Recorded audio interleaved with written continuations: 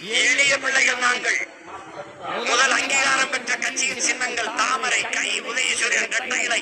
முன்னாடி அங்கீகரிக்கப்படாத எனது சின்னம் மைக்கு 8வது பெட்டியிலே. எனக்கு கொடுத்த மைக் அங்கே இல்லை. அங்கே அந்த மைக்கு கீழே 2 பொத்தானை வைத்து விட்டார்கள். அந்த பொத்தான் பார்க்கும்போது சீப்பு போலே இருக்கிறது. அதை தேடி இந்திய நாட்டை யாராவது ஐயா மோடியா, அருமை சகோதரர் ராகுலா என்பதுதான் போட்டி.